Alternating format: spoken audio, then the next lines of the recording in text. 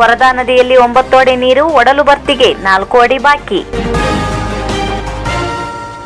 ಯಾವತ್ತು ಮಳೆಗಾಲದಲ್ಲಿ ಸುದ್ದಿಯಾಗುವ ಬನವಾಸಿ ವರದಾ ನದಿಯಲ್ಲಿ ನೀರು ಸರಾಗವಾಗಿ ಹರಿಯುತ್ತಿದ್ದು 9 ಅಡಿ ನೀರು ಈವರೆಗೆ ಬಂದಿದ್ದು, ವರದಾ ಒಡಲು ತುಂಬಲು ಇನ್ನು 4 ಅಡಿ ನೀರು ಬಾಕಿ ಇದೆ. ನಿರಂತರ ಮಳೆಯಿಂದಲೂ ಹಾಗೂ ವರದಾ ಮೂಲ ಪ್ರದೇಶಗಳಾದ ಸೊರಬ, ಸಾಗರ, ಶಿವಮೊಗ್ಗ ಭಾಗದಲ್ಲಿ ಕೂಡ ಮಳೆ ಜೋರಾಗಿ ಬೀಳುತ್ತಿರುವುದರಿಂದ ವರದಾ ಒಳಹರಿವು ಹೆಚ್ಚುತ್ತಿದೆ. ಇದೇ ರೀತಿ ಮಳೆ ಮುಂದುವರಿದರೆ ವರದೆ ತುಂಬಿ ಹರಿದು ತನ್ನ ಕಂಬದ ಬಾಹುಗಳನ್ನು ಹೊರಚೆಲ್ಲಿ ಪ್ರವಾಹ ಸೃಷ್ಟಿಸುವ ಸಾಧ್ಯತೆ ಕೂಡ ಇದೆ. ಇನ್ನು ಶಿರ್ಸಿ ಭಾಗದಲ್ಲಿ ಬೀಳುವ ಮಳೆ ನೀರು ಕೂಡ ಬಿದರಳ್ಳಿ ದ್ಯಾವಸ ಹಳ್ಳದ ಮೂಲಕ ವರದಾ ನದಿ ಸೇರುತ್ತದೆ. ಹೀಗಾಗಿ ನೀರು ಹೆಚ್ಚು ಆಗುವ ಸಾಧ್ಯತೆ ಜೋರಾಗಿದೆ. ಒಂದು ವೇಳೆ ವರದಾ ಪ್ರವಾಹ ಸೃಷ್ಟಿ ಮಾಡಿದರೆ ಮೊಗವಳ್ಳಿ, ಹೊಸಕೇರಿ, ಬಾಶಿ, ಎಡಗೊಪ್ಪ, ನೂರಾರು ಹೀಗೆ ಅನೇಕ ಪ್ರದೇಶಗಳ ಕೃಷಿ ಭೂಮಿ ಜಲಾವೃತಗೊಳ್ಳಲಿದೆ. ಇದಕ್ಕೂ ಮಿಕ್ಕಿದರೆ ಮೊಗವಳ್ಳಿ, ಅಜ್ಜರಣಿ ಸಂಪರ್ಕ ಕೂಡ ಕಡಿತ ಆಗಬಹುದು. ಈವರೆಗೆ ಬನವಾಸಿ ವಲಯ ಪ್ರದೇಶದಲ್ಲಿ ಕೇವಲ 10% ಬಿತ್ತನೆಯಾಗಿದ್ದು, ಉಳಿದ 90% ನಾಟಿಗಾಗಿ ರೈತರು ಕಾಯುತ್ತಿದ್ದಾರೆ. ಅದಕ್ಕಾಗಿ ಮಡಿ ಕೂಡ ಮಾಡಿ ತಯಾರಿ ಸ್ಥಿತಿಯಲ್ಲಿ ಇದ್ದಾರೆಂದು ಪ್ರಗತಿಪರ ಕೃಷಿಕ ಹಾಗೂ ವಿಎಸ್ಎಸ್ ನಿರ್ದೇಶಕರು ಗಜಾನನ್ ಗೌಡ ಬಾಶಿ ತಿಳಿಸಿದ್ದಾರೆ.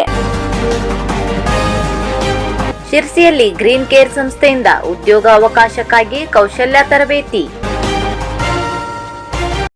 ಗ್ರೀನ್ ಕೇರ್ ಸಂಸ್ಥೆ ಶಿರ್ಸಿ ವತಿಯಿಂದ ಶಿರ್ಸಿ ಹಾಗೂ ಯಲ್ಲಾಪುರ ತಾಲೂಕುಗಳಲ್ಲಿ ಯುವಕ ಯುವತಿಯರಿಗೆ ಪ್ರಾಜೆಕ್ಟ್ ಕೌಶಲ್ಯ ವಿಕಾಸ ಯೋಜನೆಯಡಿ ಉಚಿತ ಔದ್ಯೋಗಿಕ ಕೌಶಲ್ಯ ತರಬೇತಿ ಕಾರ್ಯಕ್ರಮವನ್ನು ಪ್ರಾರಂಭಿಸಲಾಗಿದೆ. ಜುಲೈ 3ನೇ ವಾರದಿಂದ ಇದು ಪ್ರಾರಂಭವಾಗಲಿದೆ. ಈ ಕುರಿತು ಸಂಸ್ಥೆಯ ಅಧ್ಯಕ್ಷ ಡಾಕ್ಟರ್ ಶ್ಯಾಮ್ ಸುಂದರ್ ನಗರದ ಪತ್ರಿಕಾ ಭವನದಲ್ಲಿ ಗುರುವಾರ ಸುದ್ದಿಗೋಷ್ಠಿ ನಡೆಸಿ ಮಾತನಾಡಿದರು. ಗ್ರೀನ್ ಕೇರ್ ಸಂಸ್ಥೆಯು ಜಿಲ್ಲೆಯ ಯುವಕ ಯುವತಿಯರಿಗೆ ಉದ್ಯೋಗ ಅವಕಾಶಕ್ಕೆ ಪೂರಕವಾದ ಕೌಶಲ್ಯ ತರಬೇತಿ ಕಾರ್ಯಕ್ರಮವನ್ನು ಉಚಿತವಾಗಿ ಹಮ್ಮಿಕೊಳ್ಳುವ ಉದ್ದೇಶದಿಂದ ಪ್ರಾಜೆಕ್ಟ್ ಕೌಶಲ್ಯ ವಿಕಾಸ ಎಂಬ ಯೋಜನೆಯನ್ನು ರೂಪಿಸಿದೆ.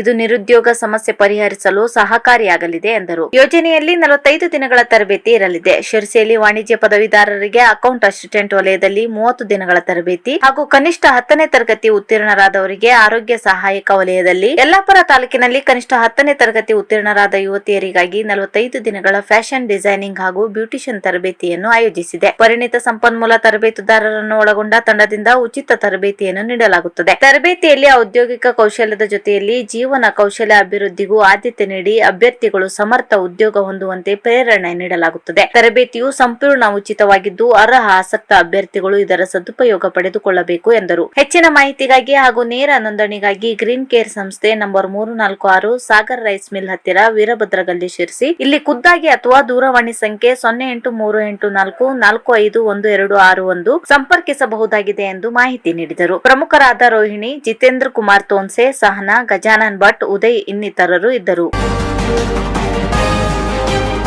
ದೊಡ್ಡನಹಳ್ಳಿ ಗ್ರಾಮದ ಸಂತೋಷ್ ನ್ಯಾಕೆಜೋಗಿ ಇವರ ವಾತ್ಸವ್ಯದ ಮನೆಯ ಗೋಡೆಗಳು ಹಾಗೂ ಮೇಲ್ಚಾವಣಿ ಕುಸಿದು ಬಿದ್ದು ಅಂದಾಜು 2.5 ಲಕ್ಷ ರೂಪಾಯಿ ಹಾನಿ.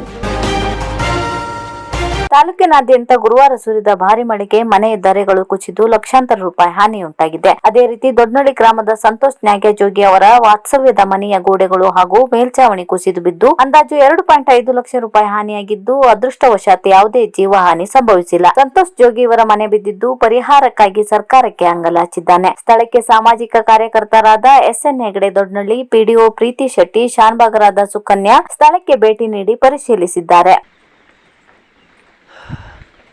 ನಮಸ್ಕಾರ. ನಮಸ್ತೆ. ನೀವು ಬರ್ಬೇಕಾದ್ರೆ ಕಾಲ್ ಮಾಡ್ತೀನಿ ಅಂದಿದ್ರು. ಹೌದು. ಹಾಂ, ವಿಡಿಯೋ ಮಾಡು.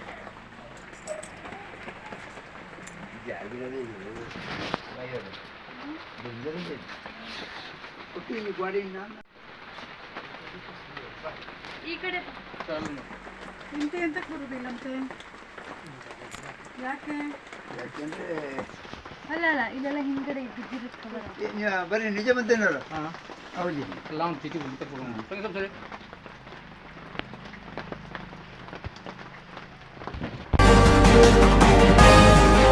ಒಕ್ಕಲೆಬ್ಬಿಸುವ ಪ್ರಕ್ರಿಯೆ ನೋಟಿಸು, ಅರಣ್ಯವಾಸಿಗಳಿಂದ ವಿಚಾರಣೆ ಸ್ಥಗಿತಕ್ಕೆ ಅರ್ಜಿ. ರವೀಂದ್ರ ನಾಯ್ಕ್.